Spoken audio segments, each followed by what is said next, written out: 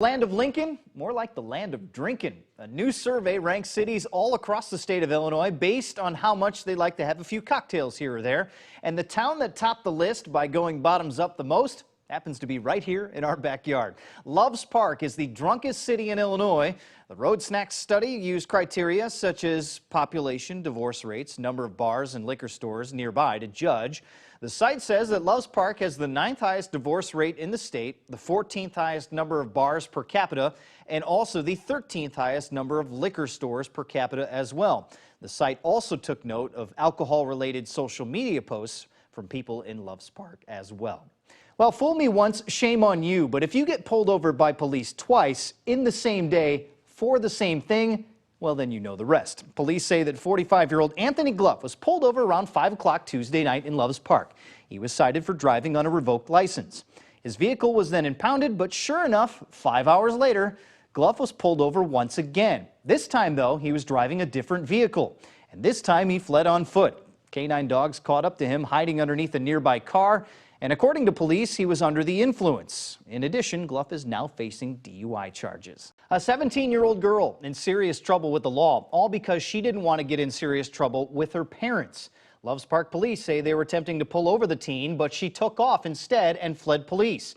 Officers later found her car parked in a driveway in Rockford. When they knocked on the front door, officers say they saw the girl crawl across the floor inside that house. The girl's parents answered the door, and the teen then explained why she was trying to avoid a speeding ticket. She is now charged with fleeing to elude police, and she was also ticketed for speeding and improper lane usage. It's going to be cold this weekend.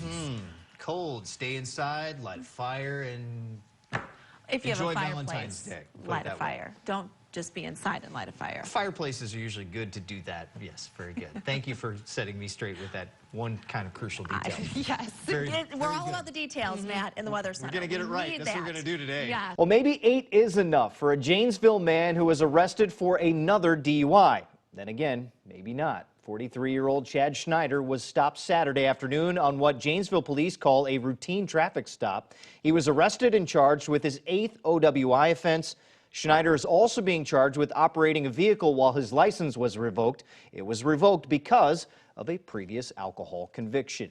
It was a crash that you'd only hear about in a movie script. A Loves Park woman thrown from her car in a high-speed rollover crash so forcefully that she landed on the roof of a nearby house and survived.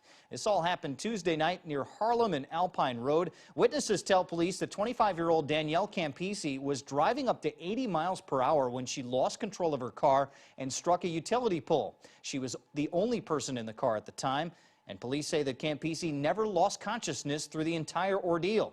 The investigation is still ongoing and no charges have been filed. Call it unthinkable, but a man is behind bars this morning after Ogle County police say that he stole $1,000 from the Grubstakers restaurant on the night the restaurant was flattened by an EF4 tornado back in April. 67-year-old Michael McDonald was arrested last week in Rochelle. Police say that he took money from the register, but haven't indicated if he was among the dozen or so who had to be rescued from the basement of the restaurant in the wake of that tornado. He's facing theft charges and was released after posting bond. He will be back in court coming up on November 6th. Teenage girls, victims of sexual, physical, and mental abuse, allegedly inside Rock River Academy. They claim that they're still suffering, and this all stemming from our investigation of the facility, which is set to close in April. The allegations of misconduct at the 59-bed residential center for girls with behavioral and mental problems, sending shockwaves all across the state line this week.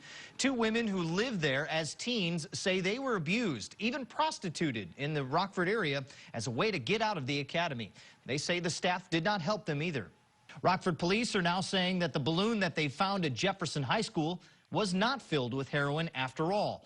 The balloon was found in the hallways of the school back on January 16th, and the field test of the off-white powder came back positive for heroin. However, it turns out to be a false positive. Another test done at the Illinois State Police Crime Lab found that the powder was not heroin and found no trace of the drug at all. Parents were furious at the district for not alerting them of the incident for more than 3 weeks. Well, State Line music fans took advantage of a special event organized by 4 local stores that had dozens out on the streets looking for